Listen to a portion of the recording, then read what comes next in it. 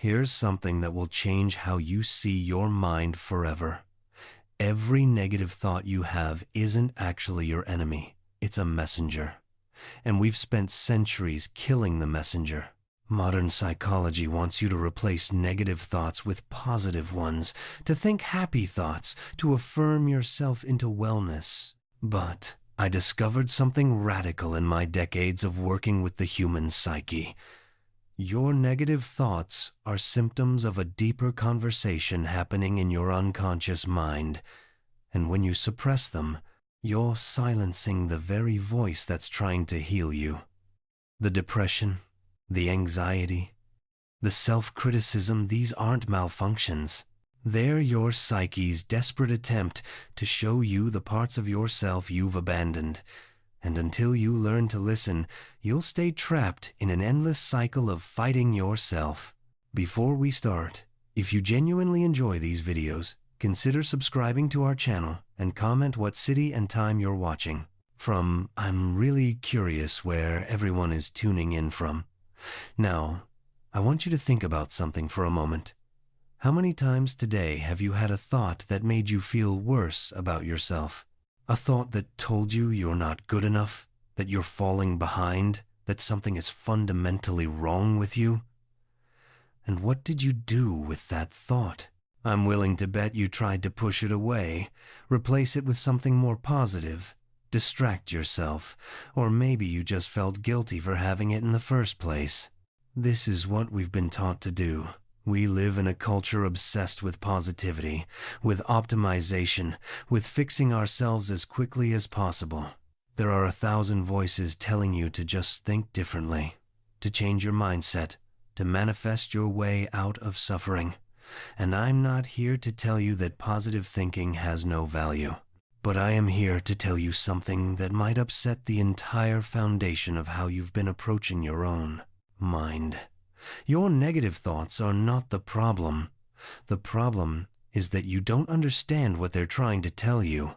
You see, I spent my entire career studying the human psyche, not just the parts we're proud of, but the parts we hide, the parts we're ashamed of, the parts we pretend don't exist. And what I discovered is that the human mind is not a machine you can simply reprogram. It's more like an ecosystem, a living, breathing whole where every part has a function, even the parts that seem destructive or painful.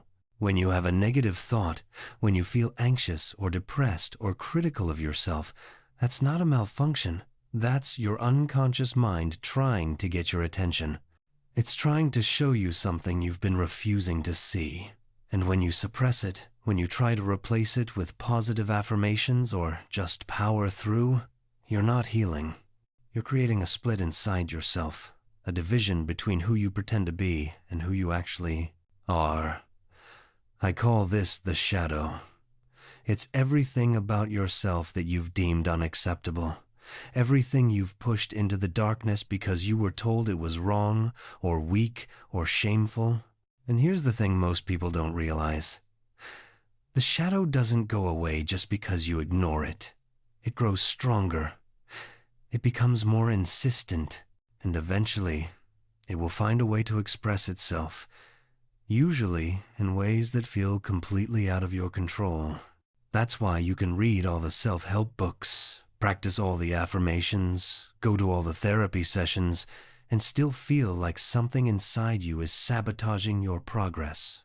It's because you're trying to build a life on top of a foundation that's cracked. You're trying to become whole while actively rejecting parts of yourself. So what I'm offering you today is a different path. Not a path of suppression or replacement, but a path of integration. A path where you learn to listen to your negative thoughts, to understand what they're really saying, and to bring the rejected parts of yourself back into the light. Because that's where real transformation happens. Not in the denial of your darkness, but in the conscious acceptance of it. And I know this sounds counterintuitive. I know it sounds dangerous, even. You might be thinking, if I accept my negative thoughts, won't they just get worse? Won't I spiral into depression or anxiety? And I understand that fear. But what I've seen over and over again in my work with thousands of patients is that the opposite is true. When you stop fighting your own psyche, when you stop treating your inner experience as the enemy, something miraculous happens. The war inside you begins to end, and in that peace, you finally have the space to actually heal. This isn't about wallowing in negativity. It's not about indulging your worst impulses or letting your life fall apart. It's about understanding that your psyche is wiser than you think, that it's been trying to guide you all along, and that the negative thoughts you've been running from are actually breadcrumbs leading you back to yourself. So over the next 50 minutes, I'm going to walk you through exactly how to do this. I'm going to share stories from my own life and from my work with patients that will help you see your mind in a completely different way. I'm going to teach you the principles of how the unconscious mind works, how the shadow forms, and why integration is the only real path to lasting peace. And then, I'm going to give you practical tools, exercises you can start using today to begin this conversation with your own psyche. Because here's what I want you to understand. You are not broken. You are not fundamentally flawed. You are a human being with a psyche that's trying to make itself whole, and every negative thought you have is part of that process. The question is not how to eliminate those thoughts. The question is how to understand them, how to work with them, and how to let them guide you toward the person you're meant to become. This is deep work. This is sacred work. And it's work that our modern world has largely forgotten how to do. But you're here, which means some part of you already knows that the old ways aren't working. Some part of you is ready to stop fighting and start listening. And that's exactly where transformation begins. Let me tell you a story that changed everything for me. It was early in my career, and I was working with a patient I'll call Anna. She came to me with severe anxiety and depression, the kind that had consumed her entire life. She couldn't work, couldn't maintain relationships, could barely leave her house, and she had tried everything. Medication, traditional therapy, every positive thinking technique you can imagine. Nothing worked. In our first session, she told me about a recurring dream she'd been having for years. In the dream, she was being chased through a dark forest by a terrifying figure. She could never see its face, but she knew if it caught her, something horrible would happen. So she ran, and always woke up in a panic before it reached her. Now, most therapists at the time would have focused on reducing her anxiety, on teaching her techniques to calm down or reframe her thoughts. But I was curious about something else. I asked her, "What if you stopped running? What if, in the dream, you turned around and looked at what's chasing you?" She looked at me like I was insane. "Why would I do that?" she asked. "That's the last thing I want to do." And I said, "I know. But what if the thing chasing you isn't trying to destroy you? What if it's trying to tell you something?" It took weeks of work, but eventually, Anna agreed to try something in her waking life that might influence her dreams. I taught her a technique I call active imagination, where you engage with the figures from your unconscious as if they're real, where you have a conversation with them. And one night, in her dream, she finally stopped running. She turned around, and what she saw was not a monster. It was a young girl, maybe 8 or 9 years old, dirty and crying and reaching out to her. Anna woke up sobbing, but this time it was different. It wasn't panic. It was recognition, because that little girl was her.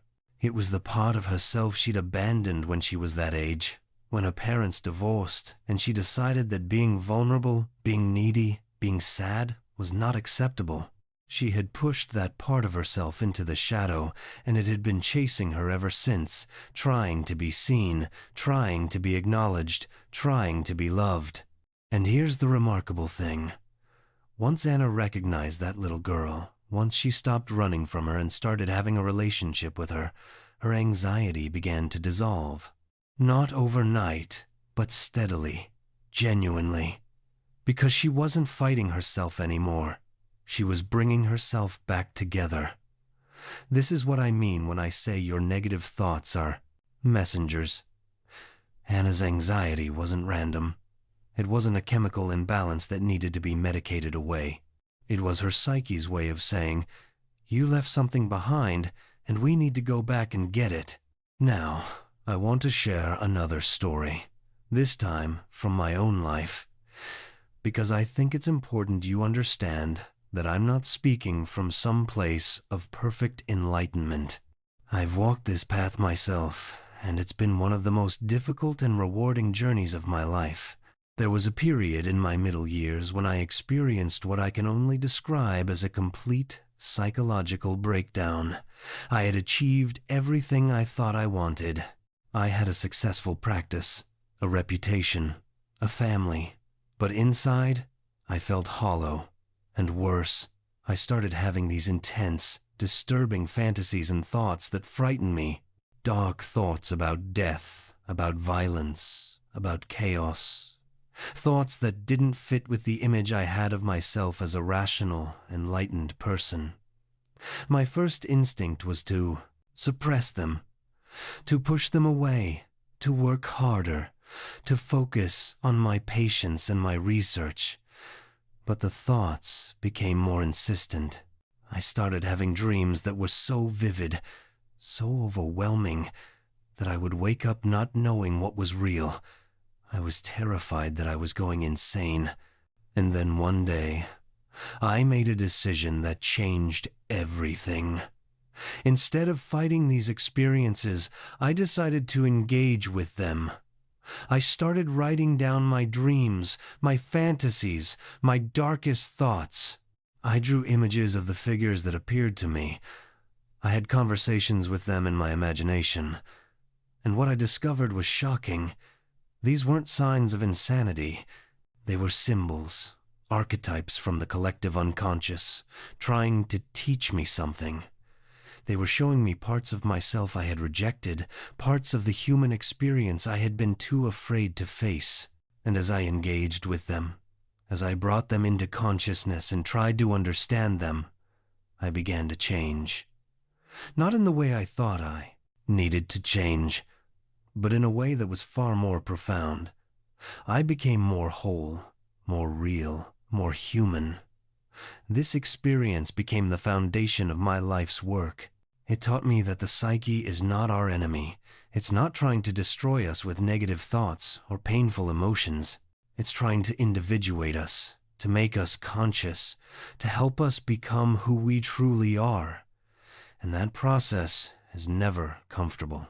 It requires us to face the things we'd rather avoid, to feel the things we'd rather numb, to see the things we'd rather deny. But here's what I learned. On the other side of that discomfort is freedom, real freedom.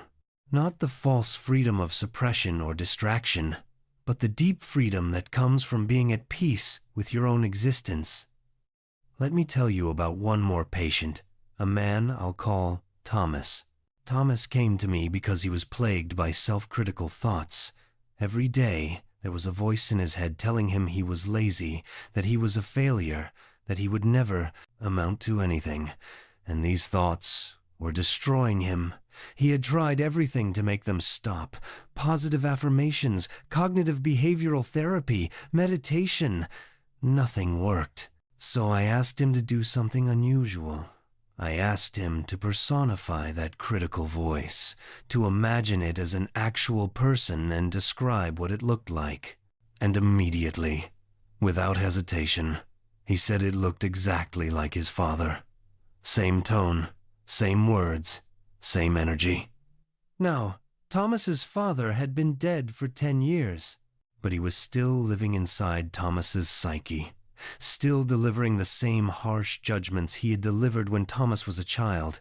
And here's what's important. Thomas wasn't just hearing his father's voice.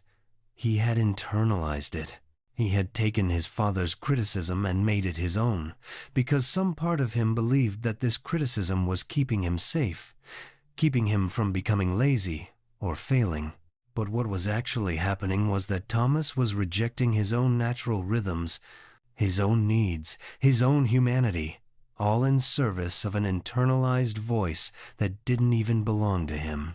And until he could see that, until he could separate himself from that voice and have a conversation with it, he would remain trapped.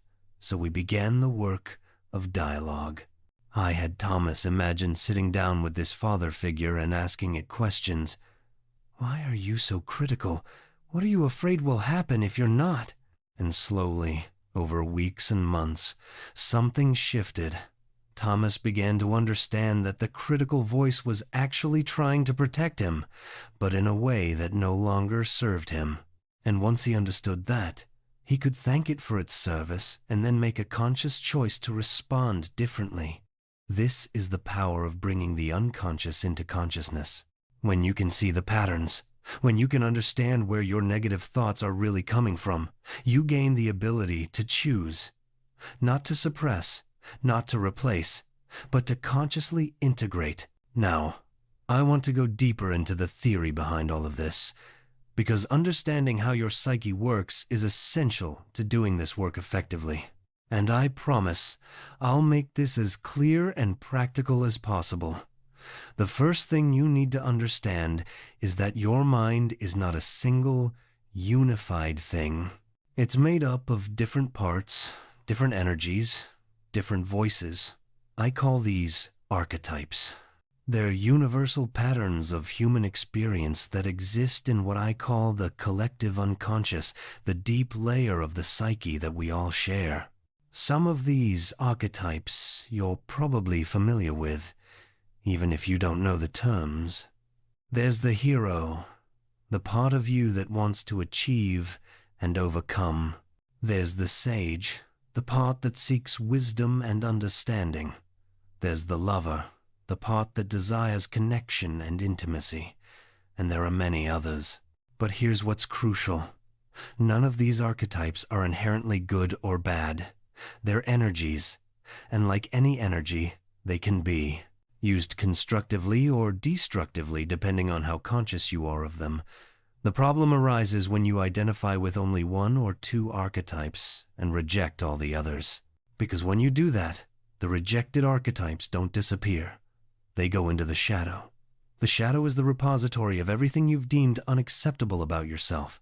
And it's not just negative qualities. Sometimes we put positive qualities in the shadow too. I've worked with people who were so identified with being humble that they couldn't own their own power. I've worked with people so identified with being rational that they couldn't access their emotions.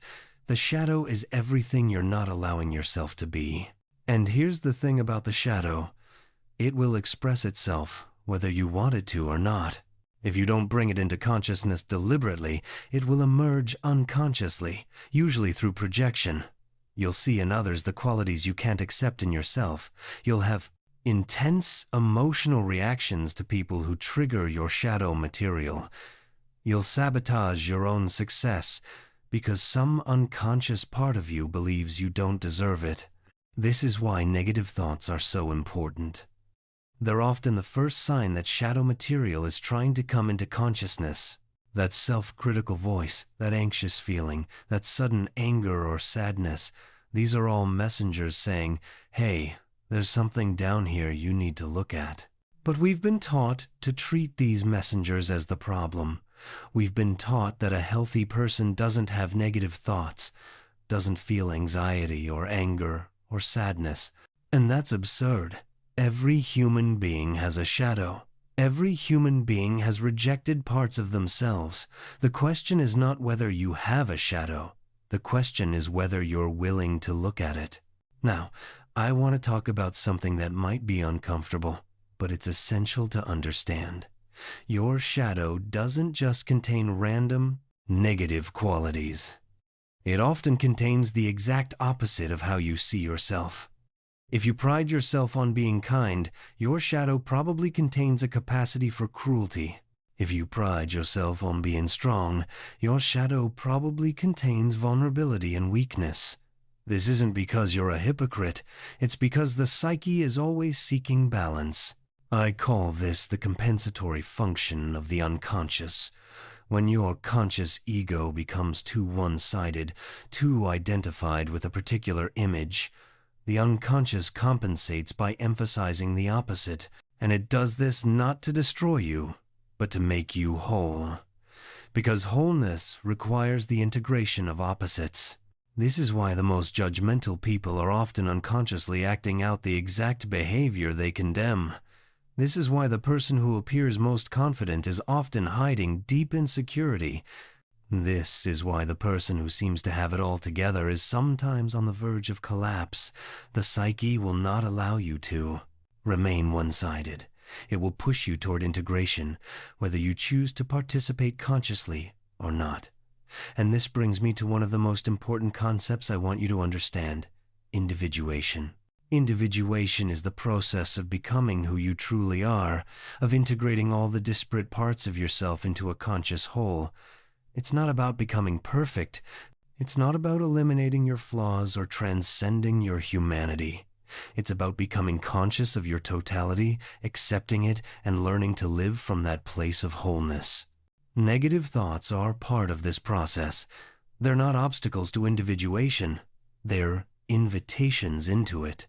Every time you have a thought that makes you uncomfortable, every time you feel something you wish you didn't feel, that's an opportunity to become more conscious, to integrate something new, to expand your sense of self.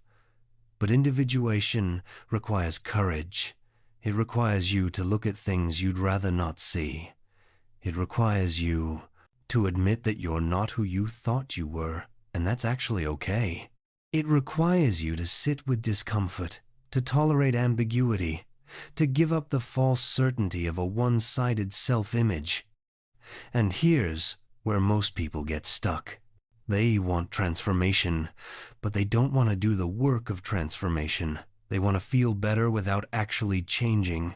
They want to integrate their shadow without looking at it. And that's not how it works. The psyche demands honesty. It demands genuine engagement. And when you give it that, when you show up with real curiosity and real courage, it will meet you halfway. Let me share with you what this looks like in practice. I had a patient once, a woman I'll call Margaret, who came to me with what she described as irrational anger. She would have these sudden outbursts at her husband and children over small things, and then she would feel terrible guilt afterwards. She had been taught that anger was unacceptable, especially for women, especially for mothers. So she spent most of her life suppressing it. But the anger didn't go away.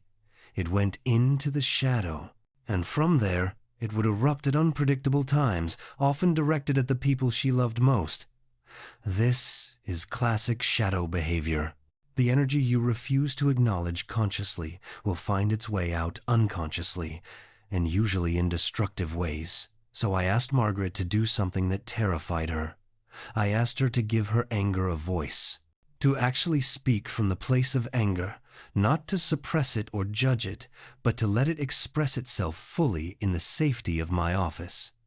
And what came out was remarkable. Her anger wasn't irrational at all.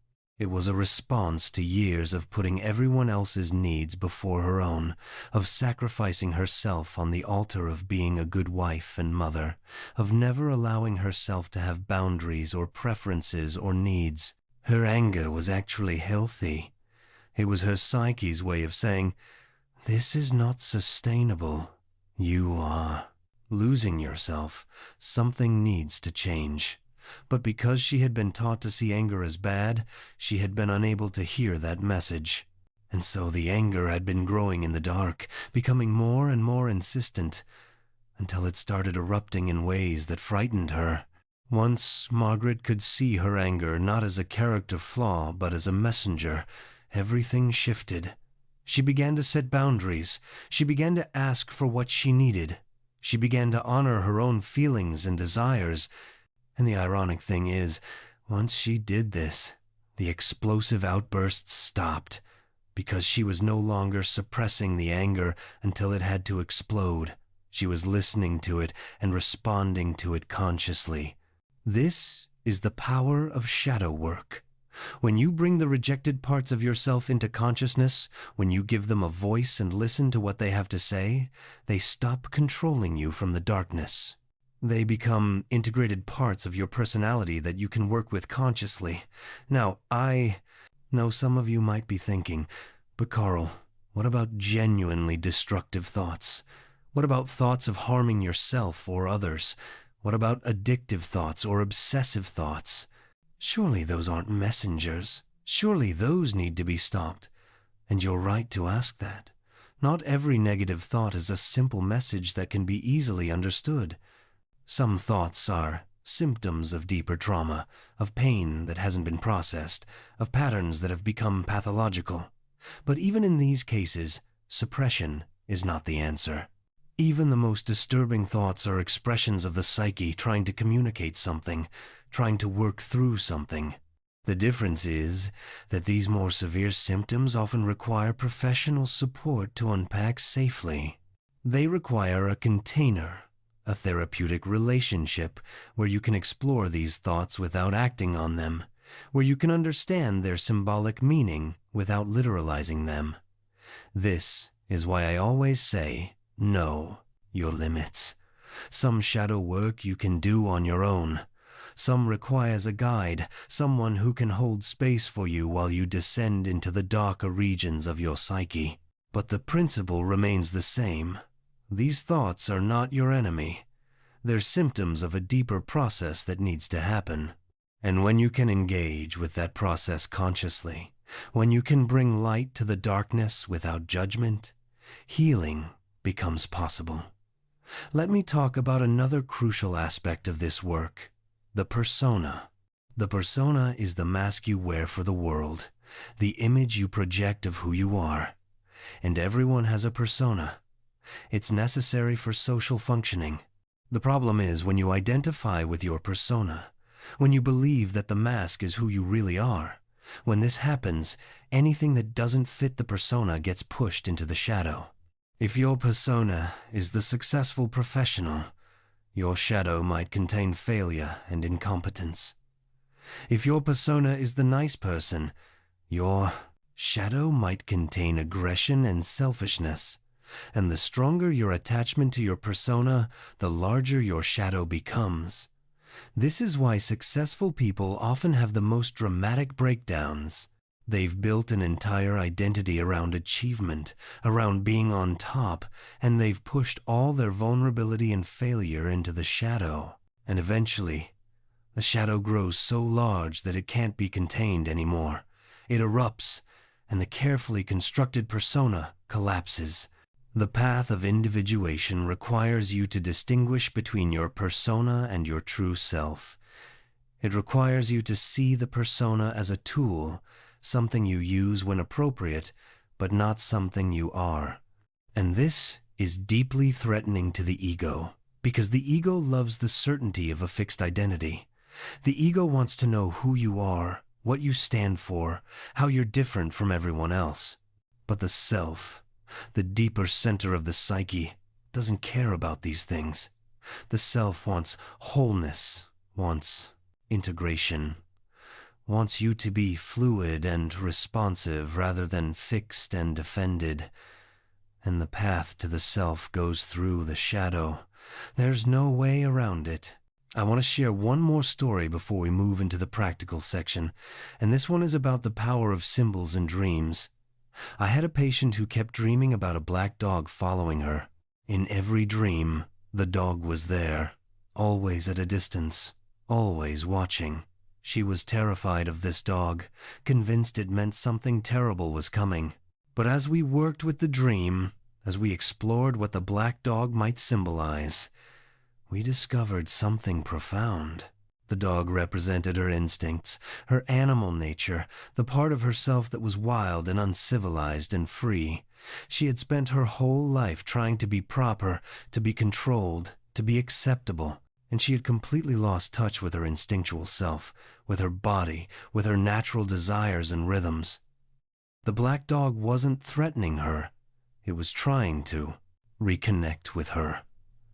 It was the part of herself she had abandoned, following her through her dreams, waiting for her to turn around and acknowledge it. And once she understood this, once she started consciously reconnecting with her body, with her instincts, with her wild nature, the dreams changed. The dog came closer. Eventually, in one dream, it lay down beside her, and she felt a peace she hadn't felt in years. This is the language of the unconscious. It speaks in symbols and images and feelings, not in logical arguments. And when you learn to listen to this language, when you learn to engage with it on its own terms, you gain access to a wisdom that your conscious mind alone could never achieve. So now let's talk about how you actually do this work. How do you listen to your negative thoughts? How do you engage with your shadow? How do you begin the process of integration? I'm going to give you specific practices you can start using today. Practices that have been refined over decades of clinical work. Practices that I use myself. The first practice is what I call active imagination. This is a method of engaging with unconscious material while you're awake, of having a conscious dialogue with the figures and images that emerge from the unconscious. Here's how you do it. Find a quiet place where you won't be disturbed. Sit comfortably and close your eyes. Take a few deep breaths and allow yourself to settle. Then, bring to mind a negative thought or feeling you've been having.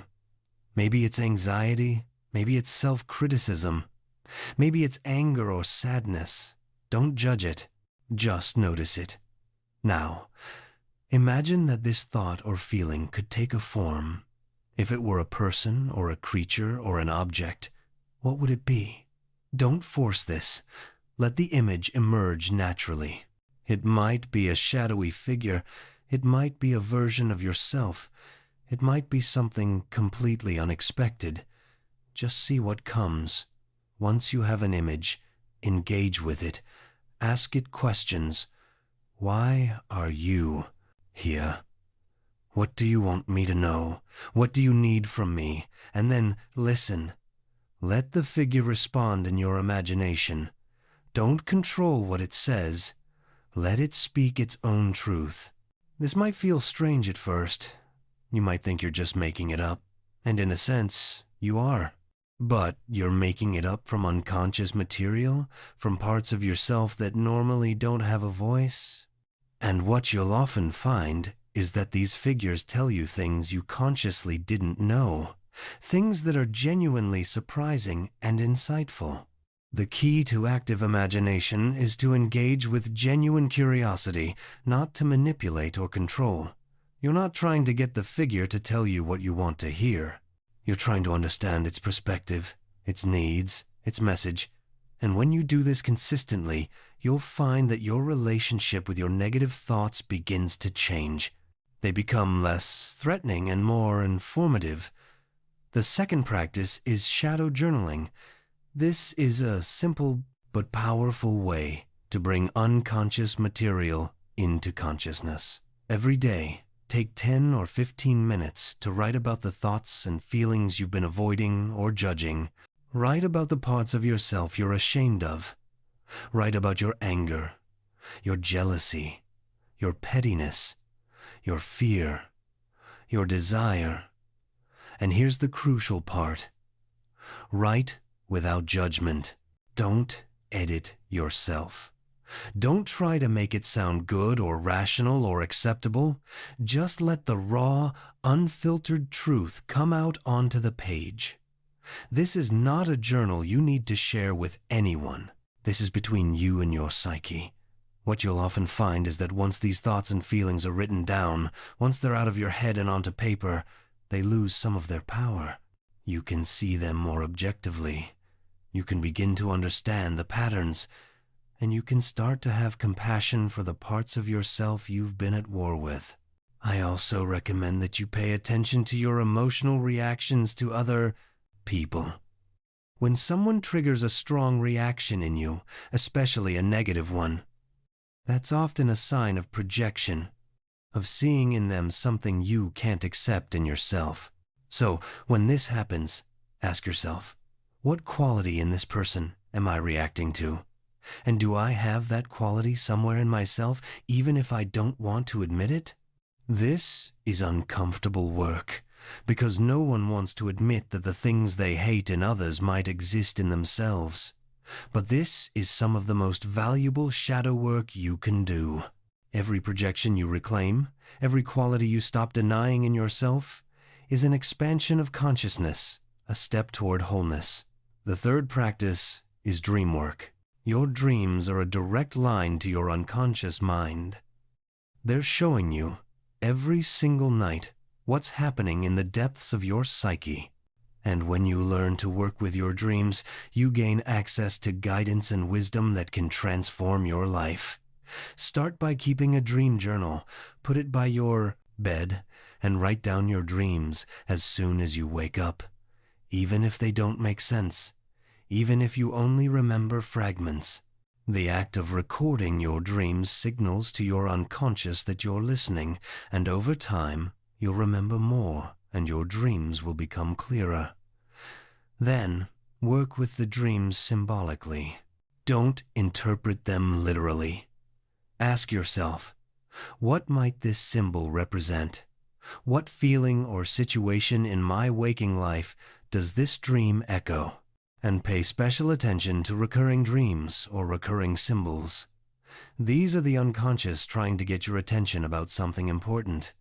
You can also use active imagination with dream figures. If there's a character in your dream that intrigues or frightens you, engage with them in your imagination when you're awake. Ask them what they represent, what they're trying to show you.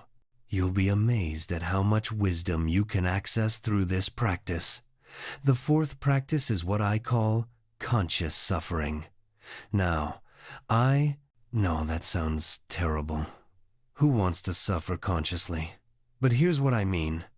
Most of the time, when we experience pain or discomfort or negative emotions, we immediately try to escape them. We distract ourselves. We numb ourselves. We do whatever we can to not feel what we're feeling. But what if, instead, you allowed yourself to fully experience the discomfort? What if you sat with your anxiety instead of running from it? What if you felt your sadness completely instead of pushing it away? What if you acknowledged your anger without acting on it? This is conscious suffering. It's the willingness to feel what's true in the moment without resistance. And it's incredibly powerful because when you can be present with your pain, when you can witness it without judgment, it begins to reveal its meaning. You begin to understand what it's trying to tell you. This doesn't mean you seek out suffering or wallow in it. It means that when suffering arises naturally, as it will in every human life, you meet it with consciousness rather than avoidance. And what you'll find is that suffering you can be present with transforms. It becomes less overwhelming. It teaches you. It deepens you. The fifth practice is what I call the integration ritual. This is something you do periodically when you become aware of a shadow quality you're ready to integrate. Here's how it works. Identify a quality or behavior you've been rejecting in yourself. Maybe it's your laziness, your selfishness, your vanity, your aggression, whatever it is, write it down. Then, instead of judging it, try to understand it. What need is this quality trying to meet? What might be the positive aspect of this quality if expressed consciously? For example, laziness might actually be your need for rest and restoration. Selfishness might be your need for boundaries and self-care. Vanity might be your need to be seen and appreciated. Aggression might be your need to protect yourself or stand up for what matters. Once you understand the positive need behind the shadow quality, make a conscious commitment to honor that need in healthy ways. This doesn't mean you act out the shadow behavior. It means you find conscious, mature ways to meet the underlying need so that the shadow behavior is no longer necessary. This is integration. It's taking the energy that's been locked in the shadow and bringing it into consciousness where you can use it constructively. And every time you do this, you become more whole, more flexible, more fully yourself. Now, I want to talk about something that often comes up in this work: resistance. You're going to resist looking at your shadow. Everyone does. Your ego has spent years building defenses to keep you from seeing what's in the darkness, and those defenses exist for a reason. They've protected you from pain that might have been overwhelming at the time. So when you begin this work, be gentle with yourself. Don't try to storm the castle of your unconscious all at once. Move slowly. Build a relationship with your shadow gradually. And most importantly, develop self-compassion. The parts of yourself you've rejected are often parts that were rejected by others first. They're parts that learned they weren't acceptable, parts that were shamed or criticized or punished. When you bring these parts back into consciousness, they need to be met with compassion, not more judgment. They need to know that it's finally safe to exist, that they won't be rejected again. And the person who can give them that safety is you. This is perhaps the most important thing I can tell you. Transformation is not about becoming someone different. It's about becoming more fully yourself. It's about reclaiming the parts of you that you left behind, the parts you abandoned because you thought they weren't good enough. And when you do that, when you bring all of yourself into the light, you discover a wholeness and a peace that you've been searching for your entire life. Let me share one final story to illustrate this. Late in my career, I worked with a man who had spent his entire life achieving. He had built a successful company, had a large family, was respected in his community. But he came to me because he felt empty. He said he felt like he had been running his whole life and he didn't know what he was running from or toward. As we worked together, we discovered that underneath all his achievement was a deep terror of being ordinary, of being invisible, of not mattering. And this terror had driven him to constantly prove himself, to constantly do more, be more, achieve more. But it had also cut him off from the simple joys of existence, from being present with his family, from experiencing peace.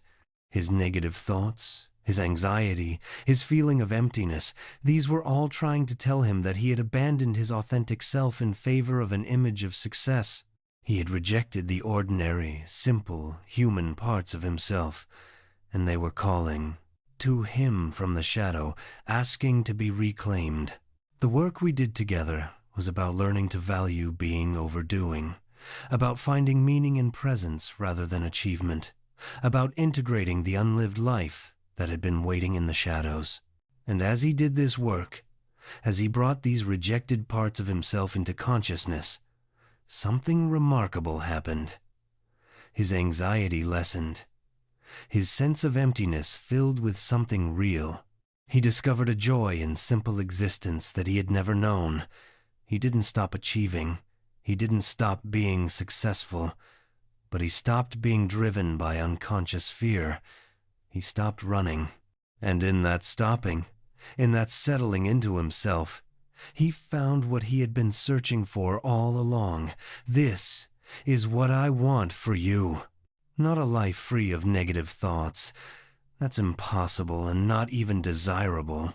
But a life where you understand those thoughts, where you can work with them, where you can let them guide you toward greater consciousness and wholeness. Your negative thoughts are not the enemy. They're the voice of your unlived life calling to you. They're the parts of yourself you've rejected asking to come home. They're the wisdom of your unconscious trying to make itself known. And when you stop fighting them, when you learn to listen to them, when you begin the sacred work of integration, you step into a life that is more real, more meaningful, more whole. This is the path of individuation. It's not easy. It requires courage and honesty and patience.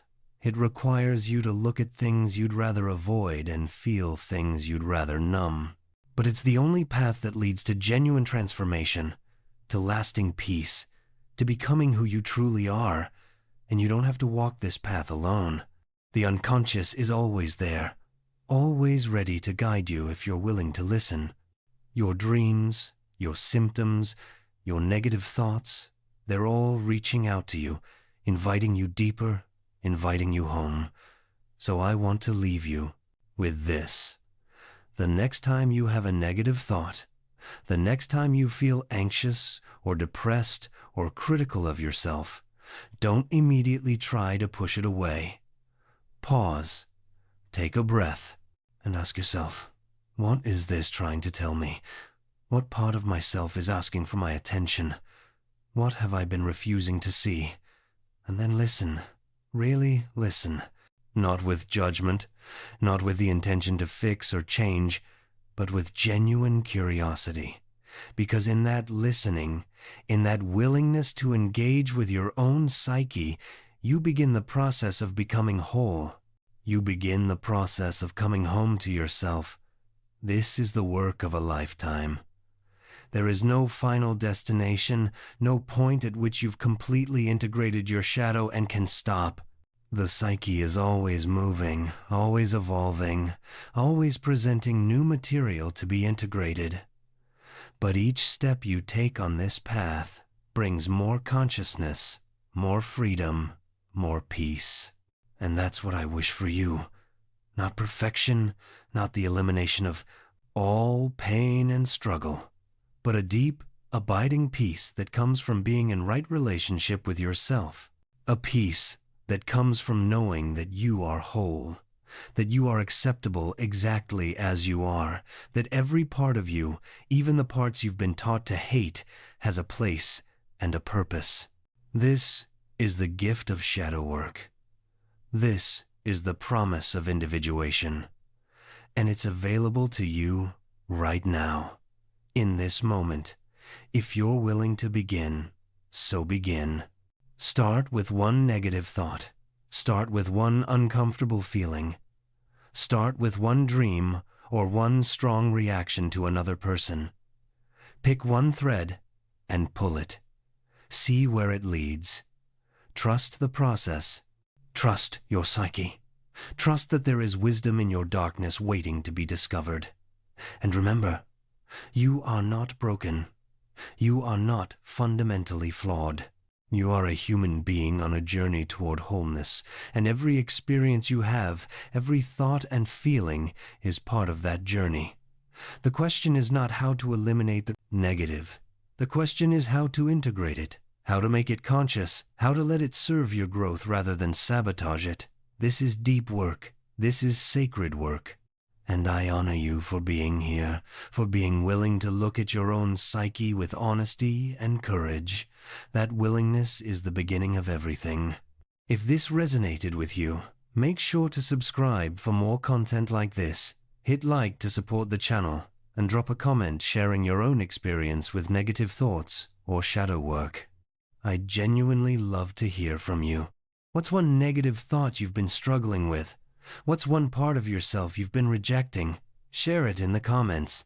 Because when we share these things, when we bring them into the light together, we help not just ourselves but everyone who's walking this path. Thank you for spending this time with me. Thank you for doing this work.